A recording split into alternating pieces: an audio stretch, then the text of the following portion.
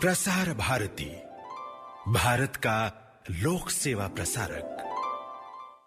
मन की बात आकाशवाणी के माध्यम से माननीय प्रधानमंत्री श्री नरेंद्र मोदी अपने मन की बात साझा करेंगे। तो आइए सुनते हैं प्रधानमंत्री जी से मन की बात। मेरे प्यारे देशवासियों, नमस्कार। कल माघ पूर्णिमा का पर्व था। माघ का महीना विशेष रूप से नदियों, सरोवरों और जल स्रोतों से जुड़ा हुआ माना जाता है। हमारे शास्त्रों में कहा गया है, माघे निमग्ना सलिले सुशीते विमुक्त पापा त्रिदिवम प्रयान्ति। अर्थात माघ महीने में किसी भी पवित्र जलाशय में स्नान को पवित्र माना जाता है। दुनिया के हर समाज में नदी के साथ जुड़ी हुई कोई न कोई परंपरा होती ही है। नदी तट पर अनेक सभ्यताएं भी विकसित हुई हैं। हमारी संस्कृति क्योंकि हजारों वर्ष पुरानी है, इसलिए इसका विस्तार हमारे यहाँ और ज्यादा मिलता है। भारत में कोई ऐसा दिन नहीं होगा जब देश के किसी न किसी कोने में पानी से जुड़ा कोई उत्सव न हो। माघ के दिनों में तो लोग अपना घर, परिवार, सुख सुविधा छोड़कर पूरे महीने नदियों के किनारे कल्पवास करने जाते हैं। इस बार हरिद्वार में कुंभ भी हो रहा है।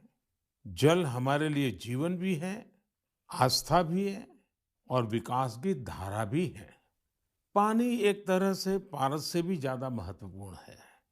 कहा जाता है, पारस के स्पर्श से लोहा सोने में परिवर्तित हो जाता है। वैसे ही पानी का स्पर्श जीवन के लिए जरूरी है, विकास के लिए जरूरी है।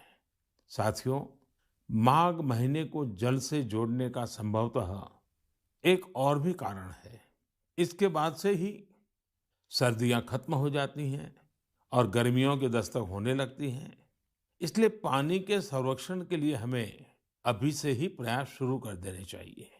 कुछ दिनों बाद मार्च महीने में ही 22 तारीख को वर्ल्ड वाटर डे भी है। मुझे यूपी की आराध्या जी ने लिखा है कि दुनिया में करोड़ों लोग अपने जीवन का बहुत बड़ा हिस्सा पानी की कमी को पूरा करने में ही लगा देते हैं। बिन पानी सब सून, ऐसे ही नहीं कहा गया है। पानी के संकट को हल करने के लिए एक बहुत ही अच्छा मैसेज पश्चिम बंगाल के उत्तर दिनाजपुर से सुजीत जी ने मुझे भेजा है। सुजीत जी ने लिखा है कि प्रकृति ने जल के रूप में हमें एक सामूहिक उपहार दिया है, इसलिए इसे बचाने की जिम्मेदारी भी सामूहिक है। ये बात सही है। जैसे सामूहिक उपहार है, वैसे ही सामूहिक उत्तरदायित्व भी है। सुजीत जी की बात बिल्कुल सही है। नदी, तालाब, झील, वर्षा या जमीन का पानी, ये सब हर किसी के लिए है।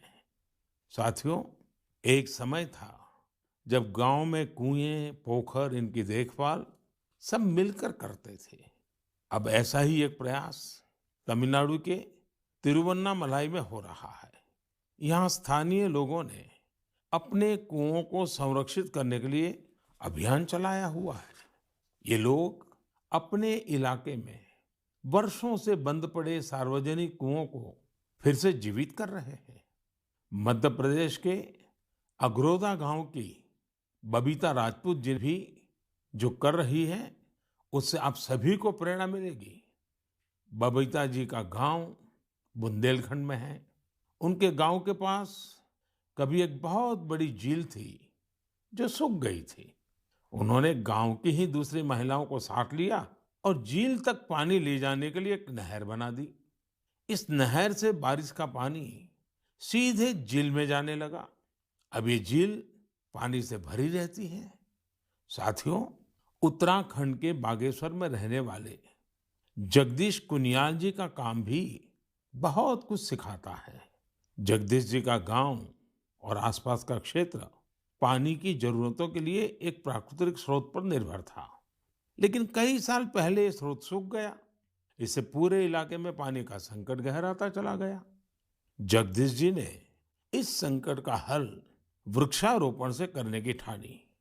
उन्हें पूरे इलाके में गांव के लोगों के साथ मिलकर हजारों पेड़ लगाए और आज उनके इलाके का सूख चुका वो जल स्रोत फिर से भर गया है। साथियों, पानी को लेकर हमें इसी तरह अपनी सामूहिक जिम्मेदारियों को समझना होगा। भारत के ज्यादातर हिस्सों में मई जून में बारिश शुरू होती है। क्या हम अभी से अपने आसपास के जल स्रोतों की सफाई के लिए, वर्षा जल के संचयन के लिए 100 दिन का कोई अभियान शुरू कर सकते हैं? इसी सोच के साथ अब से कुछ दिन बाद जल शक्ति मंत्रालय द्वारा भी जल शक्ति अभियान कैच द रेन भी शुरू किया जा रहा है। इस अभियान का मूल मंत्र है catch the rain where it falls when it falls. हम अभी से जुटेंगे, हम पहले से जो रेन वाटर हार्वेस्टिंग सिस्टम है उन्हें दुरुस्त करवा लेंगे, गांवों में, तालाबों में, पोखरों की सफाई करवा लेंगे, जल स्रोतों तक जा रहे पानी के रास्ते की रुकावटें दूर कर लेंगे, तो ज्यादा से ज्यादा वर्षा जल का संचयन कर पाएंगे। मेरे प्यारे देशवासियों, जब भी माघ महीने और इसके आध्यात्मिक सामाजिक महत्व की चर्चा होती है, तो ये चर्चा एक नाम के बिना पूरी नहीं होती। ये नाम है संत रविदास जी का। माघ पूर्णिमा के दिन ही संत रविदास जी की जयंती होती है। आज भी संत रविदास जी के शब्द, उनका ज्ञान हमारा पथ प्रदर्शन करता है। उन्होंने कहा था, एकई माटी के सब भांडे, सबका एको सृजनहार। रविदास व्यापई एकई घट भीतर, सबको एकई घड़े कुम्हार। हम सभी एक ही मिट्टी के बर्तन हैं, हम सभी को एक ने ही गढ़ा है। संत रविदास जी ने समाज में व्याप्त विकृतियों पर हमेशा खुलकर अपनी बात कही। उन्होंने इन विकृतियों को समाज के सामने रखा, उसे सुधारने की राह दिखाई। और तभी तो मीरा जी ने कहा था, गुरु मिलिया रैदास, दीनी ज्ञान की घुटकी। ये मेरा सौभाग्य है कि मैं संत रविदास जी की जन्मस्थली वाराणसी से जुड़ा हुआ हूँ। संत रविदास जी के जीवन की आध्यात्मिक ऊंचाई को और उनकी ऊर्जा को मैंने उस तीर्थ स्थल में अनुभव किया है। साथियों, रविदास जी कहते थे, करम बंधन में बंद रहियो, फल की नात जियो आस। कर्म मानुष का धर्म है, सत भाखे रविदास। अर्थात हमें निरंतर अपना कर्म करते रहना चाहिए, फिर फल तो मिलेगा ही मिलेगा। यानी कर्म से सिद्धि तो होती ही होती है। हमारे युवाओं को एक और बात संत रविदास जी से जरूर सीखनी चाहिए। युवाओं को कोई भी काम करने के लिए खुद को पुराने तौर तरीकों में बांधना नहीं चाहिए। आप अपने जीवन को खुद ही तय करिए, अपने तौर तरीके भी खुद बनाइए और अपने लक्ष्य भी खुद ही तय करिए। अगर आपका विवेक, आपका आत्मविश्वास मजबूत है, तो आपको दुनिया में किसी भी चीज से डरने की जरूरत नहीं है। मैं ऐसा इसलिए कहता हूं क्योंकि कई बार हमारे युवा एक चली आ रही सोच के दबाव में वो काम नहीं कर पाते जो करना वाकई उन्हें पसंद होता है। इसलिए आपको कभी भी नया सोचने, नया करने में संकोच नहीं करना चाहिए। इसी तरह संत रविदास जी ने एक और महत्वपूर्ण संदेश दिया है।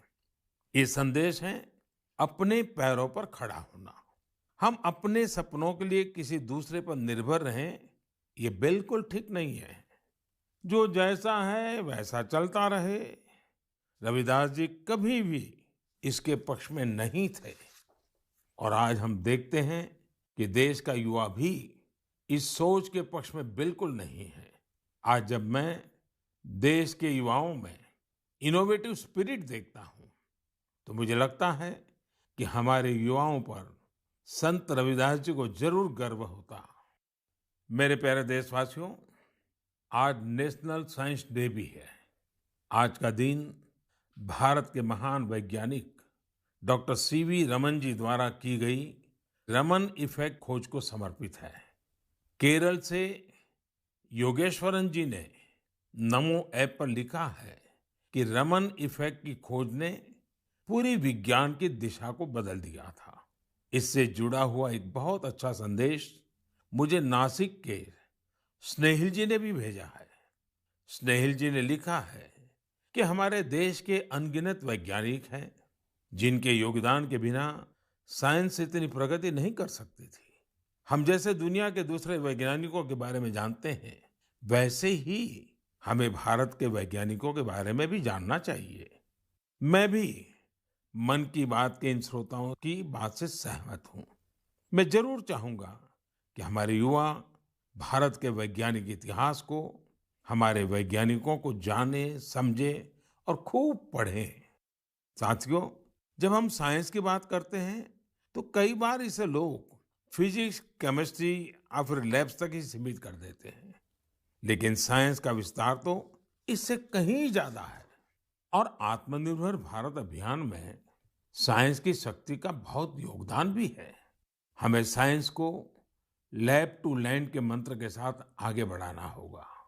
उदाहरण के तौर पर हैदराबाद के चिंतला वेंकट रेड्डी जी हैं। रेड्डी जी के एक डॉक्टर मित्र ने उन्हें एक बार विटामिन डी की कमी से होने वाली बीमारियां और उसके खतरों के बारे में बताया। रेड्डी जी किसान हैं। उन्होंने सोचा कि वो इस समस्या के समाधान के लिए क्या कर सकते हैं। इसके बाद उन्होंने मेहनत की और गेहूं चावल की ऐसी प्रजातियों को विकसित की जो खास तौर पर विटामिन डी से युक्त है। इसी महीने उन्हें World Intellectual Property Organization Geneva से पेटेंट भी मिली है। ये हमारी सरकार का सौभाग्य है कि वेंकट रेड्डी जी को पिछले साल पद्मश्री से भी सम्मानित किया था। ऐसे ही बहुत इनोवेटिव तरीके से लद्दाख के उरगेन फुत्सौग भी काम कर रहे हैं। उरगेन जी इतनी ऊंचाई पर ऑर्गेनिक तरीके से खेती करके करीब 20 फसलें उगा रहे हैं, वो भी साइक्लिक तरीके से। यानी वो एक फसल के वेस्ट को दूसरी फसल में खाद के तौर पर इस्तेमाल कर लेते हैं। है ना कमाल की बात। इसी तरह गुजरात के पाटन जिले में कामराज भाई चौधरी ने घर में ही सहजन के अच्छे बीज विकसित किए हैं। सहजन को कुछ लोग सरगवा बोलते हैं। इसे मोरिंगा या ड्रमस्टिक भी कहा जाता है। अच्छे बीजों की मदद से जो सहजन पैदा होता है, उसकी क्वालिटी भी अच्छी होती है। अपनी उपज को वो अब तमिलनाडु और पश्चिम बंगाल भेजकर अपनी आय भी बढ़ा रहे हैं। साथियों, आजकल चिया सीड्स का नाम आप लोग बहुत सुनते होंगे। हेल्थ अवेयरनेस से जुड़े लोग इसे काफी महत्व देते हैं और दुनिया में इसकी बड़ी मांग भी है। भारत में इसे ज्यादातर बाहर से मंगाते हैं, लेकिन अब चिया सीड्स में आत्मनिर्भरता का बीड़ा भी लोग उठा रहे हैं। ऐसे ही यूपी के बाराबंकी में हरिश्चंद्र जी ने चिया सीड्स की खेती शुरू की है। चिया सीड्स की खेती उनकी आय भी बढ़ाएगी और आत्मनिर्भर भारत अभियान में मदद भी करेगी। साथियों, एग्रीकल्चर वेस्ट से वेल्थ क्रिएट करने के भी कई प्रयोग देश भर में सफलतापूर्वक चल रहे हैं। जैसे मदुरई के मुरुगेसन जी ने केले के वेस्ट से रस्सी बनाने की एक मशीन बनाई है। मुरुगेसन जी के इस इनोवेशन से पर्यावरण और गंदगी का भी समाधान होगा और किसानों के लिए अतिरिक्त आय का रास्ता भी बनेगा। साथियों, मन की बात के श्रोताओं को इतने सारे लोगों के बारे में बताने का मेरा मकसद यही है कि हम सभी इनसे प्रेरणा लें। जब देश का हर नागरिक अपने जीवन में विज्ञान का विस्तार करेगा, हर क्षेत्र में करेगा, तो प्रगति के रास्ते भी खुलेंगे और देश आत्मनिर्भर भी बनेगा। और मुझे विश्वास है ये देश का हर नागरिक कर सकता है। मेरे प्यारे साथियों, कोलकाता के रंजन जी ने अपने पत्र में बहुत ही दिलचस्प और बुनियादी सवाल पूछा है और साथ ही बेहतरीन तरीके से उसका जवाब भी देने की कोशिश की है। वे लिखते हैं कि जब हम आत्मनिर्भर होने की बात करते हैं तो इसका हमारे लिए क्या अर्थ होता है। इसी सवाल के जवाब में उन्होंने खुद ही आगे लिखा है कि आत्मनिर्भर भारत अभियान केवल एक गवर्नमेंट पॉलिसी नहीं है, बल्कि एक नेशनल स्पिरिट है। वो मानते हैं कि आत्मनिर्भर होने का अर्थ है कि अपनी किस्मत का फैसला खुद करना, यानी स्वयं अपने भाग्य का नियंता होना। रंजन बाबू की बात 100% सही है। उनकी बात को आगे बढ़ाते हुए मैं ये भी कहूंगा कि आत्मनिर्भरता की पहली शर्त होती है अपने देश की चीजों पर गर्व होना, अपने देश के लोगों द्वारा बनाई वस्तुओं पर गर्व होना। जब प्रत्येक देशवासी गर्व करता है, प्रत्येक देशवासी जुड़ता है, तो आत्मनिर्भर भारत सिर्फ एक आर्थिक अभियान न रहकर एक नेशनल स्पिरिट बन जाता है। जब आसमान में हम अपने देश में बने फाइटर प्लेन तेजस को कलाबाजियां खाते देखते हैं, जब भारत में बने टैंक, भारत में बनी मिसाइलें हमारा गौरव बढ़ाते हैं, जब समृद्ध देशों में हम मेट्रो ट्रेन के मेड इन इंडिया कोचेस देखते हैं, जब दर्जनों देशों तक made in India corona vaccine को पहुंचते ही देखते हैं, तो हमारा माथा और ऊंचा हो जाता है। और ऐसा ही नहीं है कि बड़ी बड़ी चीजें ही भारत को आत्मनिर्भर बनाएगी। भारत में बने कपड़े, भारत के टैलेंटेड कारीगरों द्वारा बनाया गया हैंडीक्राफ्ट का सामान, भारत के इलेक्ट्रॉनिक उपकरण, भारत के मोबाइल, हर क्षेत्र में हमें इस गौरव को बढ़ाना होगा। जब हम इसी सोच के साथ आगे बढ़ेंगे, तभी सही मायने में आत्मनिर्भर बन पाएंगे। और साथियों, मुझे खुशी है कि आत्मनिर्भर भारत का ये मंत्र देश के गांव-गांव में पहुंच रहा है। बिहार के बेतिया में यही हुआ है, जिसके बारे में मुझे मीडिया में पढ़ने को मिला। बेतिया के रहने वाले प्रमोद जी दिल्ली में एक टेक्नीशियन के रूप में एलईडी बल्ब बनाने वाली फैक्ट्री में काम करते थे। उन्होंने इस फैक्ट्री में कार्य करने के दौरान पूरी प्रक्रिया को बहुत बारीकी से समझा, लेकिन कोरोना के दौरान प्रमोद जी को अपने घर वापस लौटना पड़ा।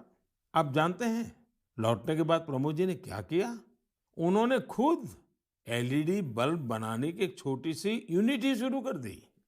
उन्होंने अपने क्षेत्र के कुछ युवाओं को साथ लिया और कुछ ही महीनों में फैक्ट्री वर्कर से लेकर फैक्ट्री ओनर बनने तक का सफर पूरा कर दिया, वह भी अपने ही घर में रहते हुए।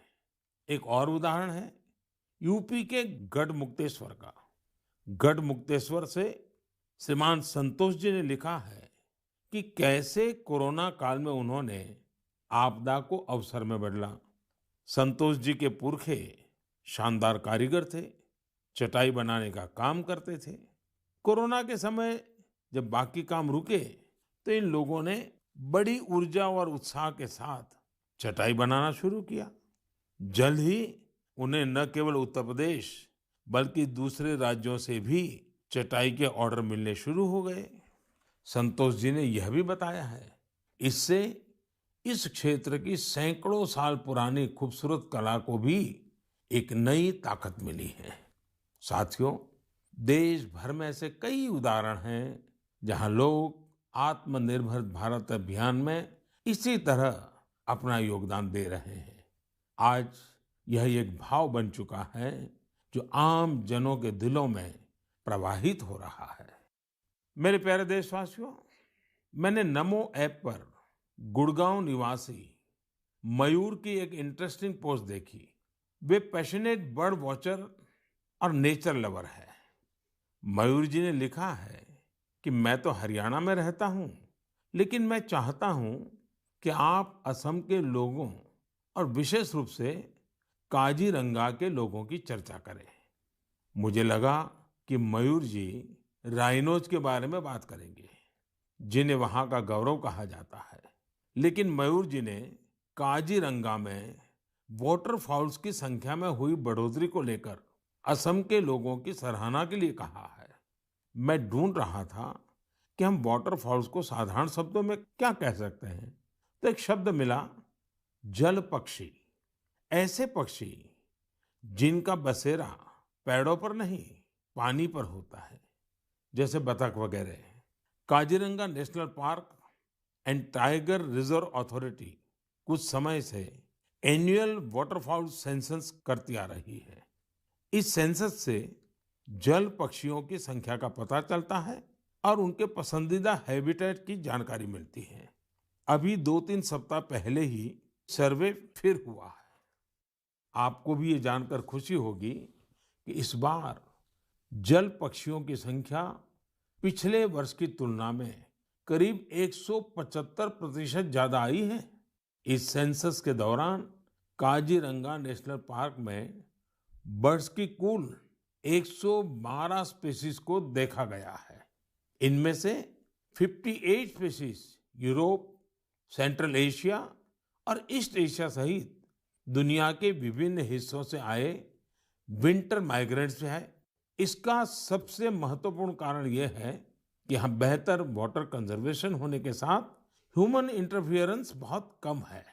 वैसे कुछ मामलों में पॉजिटिव ह्यूमन इंटरफियरेंस भी बहुत महत्वपूर्ण होता है। असम के श्री जादव पायेंग को ही देख लीजिए। आप में से कुछ लोग उनके बारे में जरूर जानते होंगे। अपने कार्यों के लिए उन्हें पद्म सम्मान मिला है। श्री जादव पायेंग वो शख्स हैं जिन्होंने असम में मजुली आइलैंड में करीब 300 हेक्टेयर प्लांटेशन में अपना सक्रिय योगदान दिया है। वे वन संरक्षण के लिए काम करते रहे हैं और लोगों को प्लांटेशन एवं बायोडायवर्सिटी के कंजर्वेशन को लेकर प्रेरित करने में भी जुटे हुए हैं। साथियों, असम में हमारे मंदिर भी प्रकृति के संरक्षण में अपनी अलग ही भूमिका निभा रहे हैं। यदि आप हमारे मंदिरों को देखेंगे तो पाएंगे कि हर मंदिर के पास तालाब होता है। हजो स्थित हयाग्रीव मधेब मंदिर, सोनितपुर के नागशंकर मंदिर और गुवाहाटी में स्थित उग्रतारा टेम्पल के पास इस प्रकार के कई तालाब हैं। इनका उपयोग विलुप्त होते कछुओं की प्रजातियों को बचाने के लिए किया जा रहा है। असम में कछुओं की सबसे अधिक प्रजातियां पाई जाती हैं। मंदिरों के ये तालाब कछुओं के संरक्षण, प्रजनन और उनके बारे में प्रशिक्षण के लिए एक बेहतरीन स्थल बन सकते हैं। मेरे प्यारे देशवासियों, कुछ लोग समझते हैं कि इनोवेशन करने के लिए आपका साइंटिस्ट होना जरूरी है। कुछ सोचते हैं कि दूसरों को कुछ सिखाने के लिए आपका टीचर होना जरूरी है। इस सोच को चुनौती देने वाले व्यक्ति हमेशा सराहनीय होते हैं। अब जैसे क्या कोई किसी को सोल्जर बनने के लिए प्रशिक्षित करता है, तो क्या उसको सैनिक होना जरूरी है? आप सोच रहे होंगे कि हाँ, जरूरी है। लेकिन यहाँ थोड़ा सा ट्विस्ट है। माय गॉव पर कमलकांत जी ने मीडिया की एक रिपोर्ट साझा की है जो कुछ अलग बात कहती है। ओडिशा में अराखुड़ा में एक सज्जन है, नायक सर। वैसे तो इनका नाम सिलू नायक है, पर सब उन्हें नायक सर ही बुलाते हैं। दरअसल वे मैन ऑन अ मिशन है। वह उन युवाओं को मुफ्त में प्रशिक्षित करते हैं जो सेना में शामिल होना चाहते हैं। नायक सर के ऑर्गेनाइजेशन का नाम महागुरु बटालियन है। इसमें फिजिकल फिटनेस से लेकर इंटरव्यूज तक और राइटिंग से लेकर ट्रेनिंग तक, इन सभी पहलुओं के बारे में बताया जाता है। आपको यह जानकर हैरानी होगी कि उन्होंने जिन लोगों को प्रशिक्षण दिया है, उन्होंने थल सेना, जल सेना, वायुसेना, सीआरपीएफ, बीएसएफ ऐसे यूनिफॉर्म फोर्सेस में अपनी जगह बनाई है। वैसे आप ये जानकर भी आश्चर्य से भर जाएंगे कि सिलू नायक जी ने खुद ओडिशा पुलिस में भर्ती होने के लिए प्रयास किया था, लेकिन वो सफल नहीं हो पाए। इसके बावजूद उन्होंने अपने प्रशिक्षण के दम पर अनेक युवाओं को राष्ट्र सेवा के योग्य बनाया है। आइए हम सब मिलकर नायक सर को शुभकामना दें कि वह हमारे देश के लिए और अधिक नायकों को तैयार करें। साथियों, कभी-कभी बहुत छोटा और साधारण सा सवाल भी मन को झकझोर जाता है। ये सवाल लंबे नहीं होते हैं, बहुत सिंपल होते हैं, फिर भी वे हमें सोचने पर मजबूर कर देते हैं। कुछ दिन पहले हैदराबाद की अपर्णा रेड्डी जी ने मुझसे ऐसा ही एक सवाल पूछा। उन्होंने कहा कि आप इतने साल से पीएम है, इतने साल सीएम रहे, क्या आपको कभी लगता है कि कुछ कमी रह गई?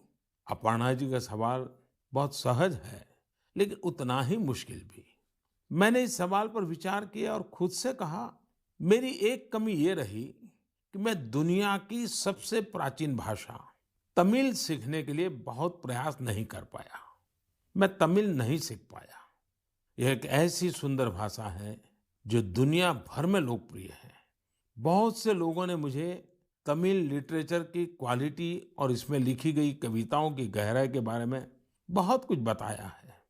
भारत ऐसी अनेक भाषाओं की स्थली है जो हमारी संस्कृति और गौरव का प्रतीक है। भाषा के बारे में बात करते हुए मैं एक छोटी सी इंटरेस्टिंग क्लिप आप सबके साथ साझा करना चाहता हूँ। भवतां सर्वेषां हार्दं हार्दं स्वागतम् अस्ति। एकता मूर्त्याः दक्षिणतः सातपुला पर्वतमाला अस्ति। एकता मूर्त्याः वामतः विन्ध्याचल पर्वतमाला अस्ति। एकता मूर्त्याः नर्मदा नदीस्य उपरि भागे वर्तते। अहम् एकता मूर्त्याः कार्यकर्ता अस्ति। सरदार वल्लभभाई पटेलः लोह पुरुषः इति उच्यते। दरअसल अभी जो आप सुन रहे थे वो स्टैच्यू ऑफ यूनिटी पर एक गाइड संस्कृत में लोगों को सरदार पटेल की दुनिया की सबसे ऊंची प्रतिमा के बारे में बता रही है। आपको जानकर खुशी होगी कि केवड़िया में 15 से ज्यादा गाइड धारा प्रवाह संस्कृत में लोगों को गाइड करते हैं। अब मैं आपको एक और आवाज सुनवाता हूँ। कन्यकं प्रक्षेपकाय कान्हा ब्रह्मचारी कन्दुकं प्रक्षिप्तवान् तदा तदा संस्कृत महाविद्यालय से दलनायकः अखिलेश पाण्डेयः तीव्रगत्या कन्दुफलकेन कन्दुकं ताडितं तदा आकाशमार्गेण उड्डयन् कन्दुकं सीमारेखातः बहिर्गतवतः खड्गधावनं तेषां कोशे खड्गधावनां आप भी इसे सुनकर हैरान हो गए होंगे। दरअसल ये संस्कृत में की जा रही क्रिकेट कमेंट्री है।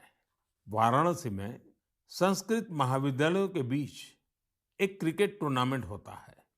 ये महाविद्यालय है शास्त्रार्थ महाविद्यालय, स्वामी वेदांती वेद विद्यापीठ, श्री ब्रह्मवेद विद्यालय और इंटरनेशनल चंद्रमौली चैरिटेबल ट्रस्ट। इस टूर्नामेंट के मैचों के दौरान कमेंट्री संस्कृत में भी की जाती है। अभी मैंने उस कमेंट्री का एक बहुत ही छोटा सा हिस्सा आपको सुनाया। यही नहीं, इस टूर्नामेंट में खिलाड़ी और कमेंटेटर पारंपरिक परिधान में नजर आते हैं। यदि आपको एनर्जी, एक्साइटमेंट, सस्पेंस सब कुछ एक साथ चाहिए तो आपको खेलों की कमेंट्री सुननी चाहिए। टीवी आने से बहुत पहले स्पोर्ट्स कमेंट्री ही वो माध्यम थी जिसके जरिए क्रिकेट और हॉकी जैसे खेलों का रोमांच देश भर के लोग महसूस करते थे। टेनिस और फुटबॉल मैचों की कमेंट्री भी बहुत अच्छी तरह से पेश की जाती है। हमने देखा है कि जिन खेलों में कमेंट्री समृद्ध है उनका प्रचार प्रसार बहुत तेजी से होता है। हमारे यहाँ भी बहुत से भारतीय खेल हैं, लेकिन उनमें कमेंट्री कल्चर नहीं आया है और इस वजह से वो लुप्त होने की स्थिति में है। मेरे मन में एक विचार है, क्यों न अलग अलग स्पोर्ट्स और विशेषकर भारतीय खेलों की अच्छी कमेंट्री अधिक से अधिक भाषाओं में हो। हमें इसे प्रोत्साहित करने के बारे में जरूर सोचना चाहिए। मैं खेल मंत्रालय और प्राइवेट संस्थान के सहयोगियों से इस बारे में सोचने का आग्रह करूंगा। मेरे प्यारे युवा साथियों, आने वाले कुछ महीने आप सबके जीवन में विशेष महत्व रखते हैं। अधिकतर युवा साथियों के एग्जाम्स, परीक्षाएं होगी। अब सबको याद है ना, वॉरियर बनना है, वरियर नहीं। हंसते हुए एग्जाम देने जाना है और मुस्कुराते हुए लौटना है। किसी और से नहीं, अपने आप से ही स्पर्धा करनी है। पर्याप्त नींद भी लेनी है और टाइम मैनेजमेंट भी करना है। खेलना भी नहीं छोड़ना है, क्योंकि जो खेले वो खिले। रिवीजन और याद करने के स्मार्ट तरीके अपनाने हैं। यानी कुल मिलाकर इन एग्जाम्स में अपने बेस्ट को बाहर लाना है। आप सोच रहे होंगे, यह सब होगा कैसे? हम सब मिलकर यह करने वाले हैं। हर वर्ष की तरह इस वर्ष भी हम सब करेंगे परीक्षा पे चर्चा। लेकिन मार्च में होने वाली परीक्षा पे चर्चा से पहले मेरी आप सभी एग्जाम वॉरियर से, पेरेंट्स से और टीचर से रिक्वेस्ट है कि अपने अनुभव, अपने टिप्स जरूर शेयर करें। आप माय गॉव पर शेयर कर सकते हैं, नरेंद्र मोदी ऐप पर शेयर कर सकते हैं। इस बार की परीक्षा पे चर्चा में युवाओं के साथ साथ पेरेंट्स और टीचर्स भी आमंत्रित है। कैसे पार्टिसिपेट करना है, कैसे प्राइज जीतने हैं, कैसे मेरे साथ डिस्कशन का अवसर पाना है, ये सारी जानकारियां आपको माय गॉव पर मिलेगी। अब तक 1 लाख से अधिक विद्यार्थी, करीब 40,000 पेरेंट्स और तकरीबन 10,000 टीचर भाग ले चुके हैं। आप भी आज ही पार्टिसिपेट कीजिए। इस कोरोना के समय में मैंने कुछ समय निकालकर एग्जाम वॉरियर बुक में भी कई नए मंत्र जोड़ दिए हैं। अब इसमें पेरेंट्स के लिए भी कुछ मंत्र ऐड किए गए हैं। इन मंत्रों से जुड़ी ढेर सारी interesting activities Narendra Modi app पर दी हुई है, जो आपके अंदर के एग्जाम वॉरियर को इग्नाइट करने में मदद करेगी। आप इनको जरूर ट्राई करके देखिए। सभी युवा साथियों को आने वाली परीक्षाओं के लिए बहुत बहुत शुभकामनाएं। मेरे प्यारे देशवासियों, मार्च का महीना हमारे फाइनेंशियल ईयर का आखिरी महीना भी होता है। इसलिए आप में से बहुत से लोगों के लिए काफी व्यस्तता भी रहेगी। अब जिस तरह से देश में आर्थिक गतिविधियां तेज हो रही हैं, उससे हमारे व्यापारी और उद्यमी साथियों की व्यस्तता भी बहुत बढ़ रही है। इन सारे कार्यों के बीच हमें कोरोना से सावधानी कम नहीं करनी है। आप सब स्वस्थ रहेंगे, खुश रहेंगे, कर्तव्य पथ पर डटे रहेंगे, तो देश तेजी से आगे बढ़ता रहेगा।